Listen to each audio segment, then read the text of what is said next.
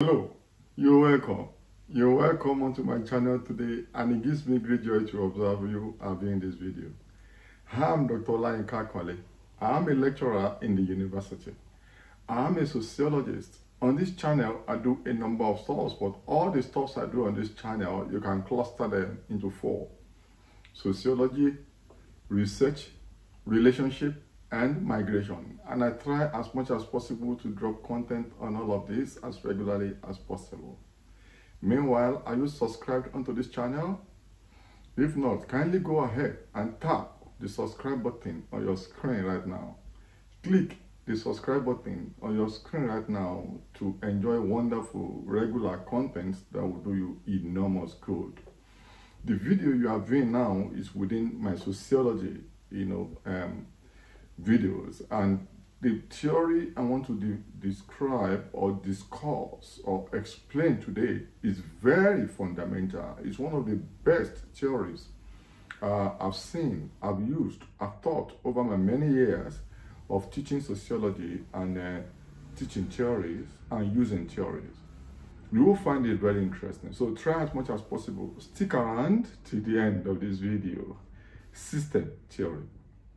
System theory is the theory I want to explain today. I know this is a very important theory that is very applicable across a wide spectrum of situations, issues in human society.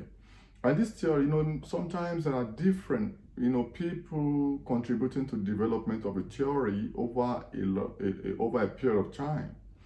So I don't like giving credit of a particular theory to an individual, because there might be different people, usually different people, that have contributed to the development of the theory over time.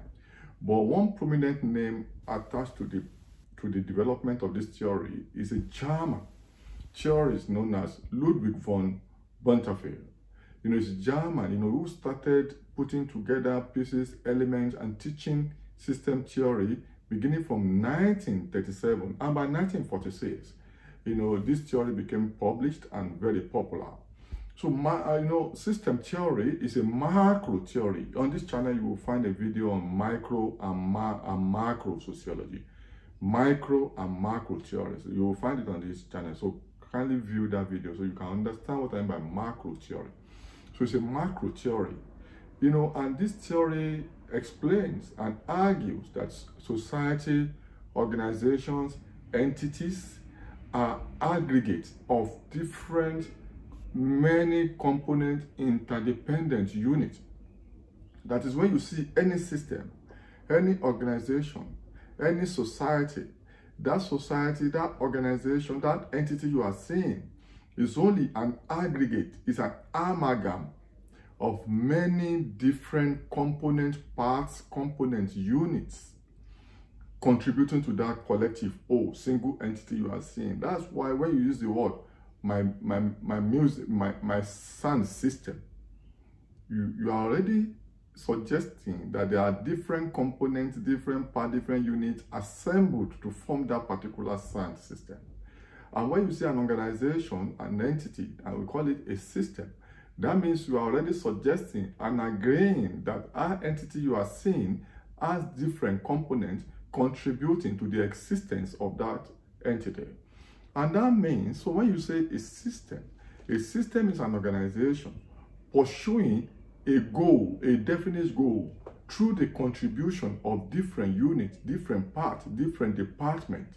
So the goal might be 1, might be 2, might be 10, might be 20, but that entity you are seeing is going to achieve this goal through the contributions of different units of that particular organization. So this theory is good in sociology, is used in management sciences, is used in leadership, is used in transformational leadership or transformative leadership, or is used across board. It's one of the most adaptive, most dynamic, most agile, most creative theories I've seen or I've taught. So that means society, if you apply it to society, it means any society you are looking at, whether it's the United States, whether it's in Canada, whether it's UK, it doesn't matter the society. That means there are different components that are contributing to the existence of that society. Let's take, for example, let's take banks, for example. When you see a bank is now doing a turnover, the profit has increased by 500%, it's now $25 billion profit declared. You know, a business entity like a bank wants to make profit through rendering services. But a bank, let's say a bank definitely has different units, different departments. You may have customer service unit, you may have risk unit, you may have marketing unit, you may have tellers, you may have human resources, for example. So all these components are what you say a bank is a bank with a name. So that bank you are seeing, a structure, entity, is made up of all these component units I've mentioned. And these different component units is their contribution that you are seeing as a whole, contributing to that singular objective of making profit. Let's take university, for example. If you take university as a system, the universities have different departments. They may have sociology, psychology, computer science, medicine, law. So even you have the bursary, you have the human resources, you have even the drivers, the pool. So all of these different departments, institutes, centers, you know, distant learning centers, all of them are departments and different units. So when you say university, Harvard University, Massachusetts University, Oxford, you know, UNISA, University of Ibadan, all these universities, they have different departments coming together as an entity, as different components to make that university. So when you say a university awards a degree, university will not award a degree. It's just the awarding institution. But the degree is actually awarded or provided by the department. So the university is awarding the degree, but the departments have contributed. And even for a single department to award a degree, for example, that student must have taken different courses in different departments as electives or subsidiaries. But the degree will be awarded as a major in a particular discipline. So the university wants to award a degree, but different department institutions, students must have paid school fees, tuition to bursary, must have taken elective in some other department, might have been driven through the departmental card, must have used the library, and there are librarians there. So those universities is awarding the degree. There are different element components of the university. You can say the same thing in government. You can say the United States government, you have the Department of Treasury, you have Pentagon, you have White House, you have ministries, all of them. They're yet to talk about United States of America. But there are different states, New York City, Washington, DC, all of them, you know, coming together as a United States. So that gives you an insight of what we mean by a system. So now, if you know, we can have open system. Open system talks about systems that are affected by their environment, that are responsive to the environment. And you can have closed system. These are systems that are not responsive to the environment. They are so locked in. They are not affected. But these kind of systems are not so many. So whether you're talking about a society, can you have a society that's not relating? China tried that during the autarkic government regime. But even now, China is opened up. Only North Korea is not very opened up today. But even North Korea is now opening up to Russia. So it's difficult to have a closed system, literally speaking. But the level of openness might vary. So those now, a society, you know, is seen as a system, definitely. And a system can be simple and be complex. That's why in management sciences we talk about complex institution, complex organization. But it doesn't matter how large a system is, we are talking about complexity of the independent unit and also interdependence. The complexity is actually driven by the extreme interdependence of different units. So the number of units, the level of their interdependence will determine the level of complexity of that organization. So the complexity is a function of how many interdependent units are acting or are interacting to make that singular unit. So when there's a complex organization, we are only talking about complexity of the goals of the institution. We're talking about complexity or the number of interdependent units. So a system that has like 5 component units may not be as complex as a system that has 50 component interdependent units. A state like the United States with over 50 states, federating states, can be considered complex compared to a country like Republic of Ireland with just for now around 60 million people. So these are what determines the complexity. But the important thing is to know that in system theory, we're talking about regularly interacting interdependent entities coming together to contribute to the survival and performance of a singular entity. And this system, these parts work together to achieve collective goals. So you have, I want to introduce a concept to you we call system dynamics. System dynamics is an analytical framework, analytical strategy for explaining, for understanding the dynamic behavior of complex systems. Because once you have complex systems, you have people inside. That's why it's sociological, if you like, or even it's management, if you like, it's leadership, if you like, because this system is a collectivity of individual actors coming together through different component units to form an entity. And this entity, whether it's a university, whether it's a bank, whether it's a government, it doesn't matter your unit of analysis. Your unit of analysis will determine the kind of complex you are looking at for your case study. So it doesn't matter what you are looking at. These systems are made up of people. That's why it's social sciences. That's why it's humanities. That's why it's leadership. That's why it's management. So to understand the behavior of people in that system, in that entity, to understand their dynamic behavior, how their behaviors change to affect the institution or the entity, we use system dynamics as an analytical methodology to be able to understand and explain the dynamic behavior of this complex system. And you have components of a system. What are the components of a system? You have actually essentially like 5 of them.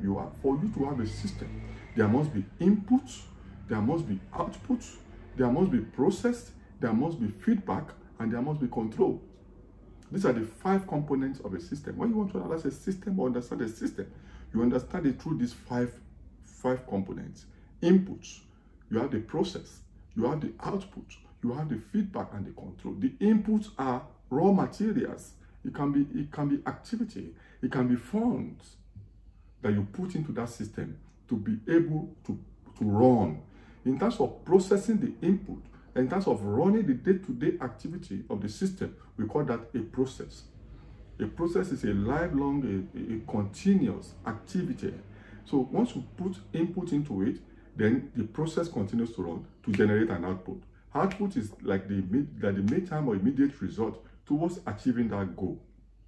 So depending on the relationship between the input, the process, and output, you may have you must start to give feedback, especially in adaptive system. So that feedback will be able to allow the system to adapt or to continue in the line of action or change the course of action. So depending on the outcome of the feedback, then you now have a measure of control. Control in the production processes or in the decision-making processes. Control will tell you we stop the process or continue the process or change the input to achieve a particular output or goal. So these are the, when you look at can be linear. This component can be linear and may not be so linear. So, but it depends on the nature of organization or society you are studying. So, but these 5 components are very important. Input will drive the process will lead to output, the output will generate feedback to the system to be able to institute control, whether to stop or to continue or to take a different route towards achieving the goal. The goal and the objective of the organization is the most important. So the system theory is very good for explaining social order, leadership, performance, or even the importance in society. And the importance of recognizing that every component is very important. That's also very good for gender analysis. When we talk about gender equality, gender equity, gender participation, it's very important to know that every gender is very important as a component of a whole system.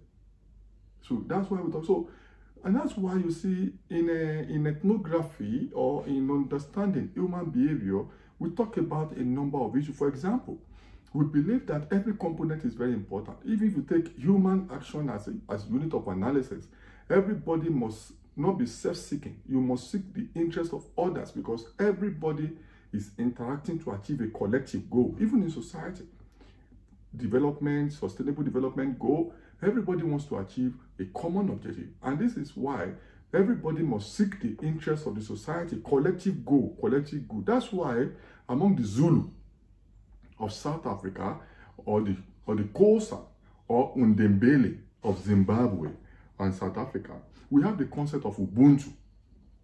Among the Yorubas of southwestern Nigeria, the Yoruba people of southwestern Nigeria, we have the concept of Omoluabi. And this Omoluabi, and among the Japanese, we have the concept of Ikigai. Among the Japanese, what do all these concepts, what do they have in common? This conceptuality, what do they have in common? What they have in common is the fact that they talk about humanity to humans. That Ubuntu means I am because you have because I am. It's common among the Zulu. It's a general concept. I say everybody, every organization, every component must seek common good of every component for the survival of the system. Because if people do, or components they are not interdependent to seek the interest of every component for the benefit of the system, that system will collapse. The same thing among the Yoruba people of southwestern Nigeria, that is very important for people. It doesn't matter who you are. The concept of Omoluabi means seeking the interest of others and protecting their interests, and be respectful of everybody and respect everybody's existence for the society to continue to function. Otherwise, the society will collapse. This among the Ikigai concept among Japanese is the same. That people, every component must seek the common good for that society or component or organization to survive. So I leave these three with you. They are very popular. You can use it. You can read more about the concept of Ubuntu among the Zimbabweans and South Africans. It's common in Southern Africa. Or you look at the concept of Omoluabi among the Yoruba people of southwestern Nigeria. You will see a lot about that too. Or the Ikigai philosophy among the Japanese. You will find all of these things. So they tell us it's about applying this concept to explaining system theory of how every component must be collectively united, interdependent, not self-seeking, so that the system can survive. Characteristics of a system. Component for all the components are for collective goals, collective good. Then no component can work in isolation. System can be complex depending on the nature and the number of the units. Components work based on exchanges. All these components work based on exchanges among them. They change they exchange information among themselves for the better performance of the system.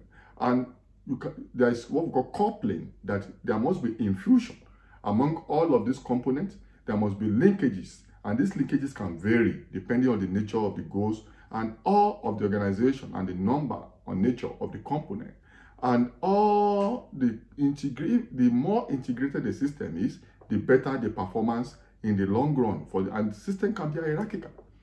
There can be chain of command in systems, so that there must be rule. With the rule and the hierarchical structure, sometimes that's when you have control. Don't forget the components.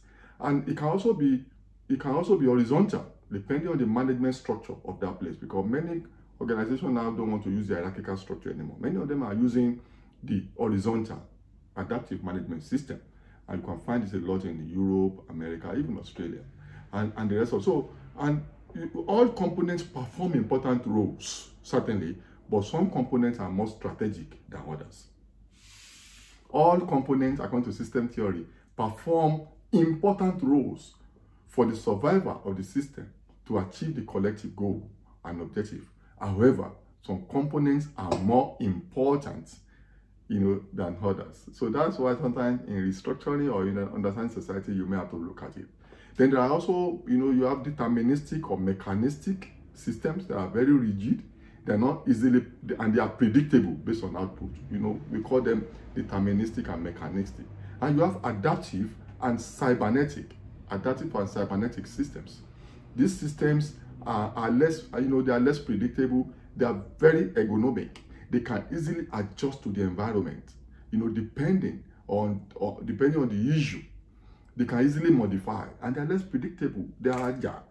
But in the deterministic and mechanistic, they are less adaptable, less responsive to changes. They are predictable, work on strict rules. But in adaptive or cybernetic systems, they are constantly creative, and they are less predictable. They adapt to the environment. They are not governed by difficult rules. And there's also hard systems. These ones are very rigid. They are fixed. They are rigid, even more than deterministic. This hard system, they work on hard rules. But soft systems, they are solution oriented. They are dynamic. They are based on ideas. They are based on a lot of variables. So you can group deterministic, and a mechanistic alongside art. Then you can use adaptive systems and cybernetic system along soft system. You understand? So that means the soft and the cybernetic, are very adaptive. They work on knowledge creation. They work on ideas. They are dynamic. They respond to the environment in real time. And this talks about organization also, who are very creative.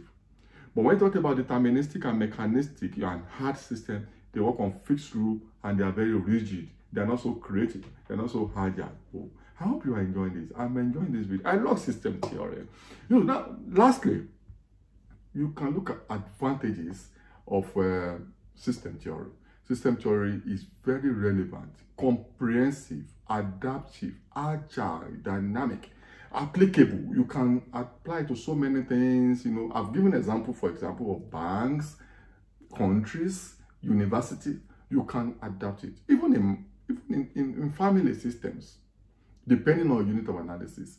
But in terms of disadvantages, it's very macro, good at macro level, technical, and then overemphasis on components, as though they are more important than the system itself, even though the system is also important. So I call this reification of component units and overemphasis on interdependence.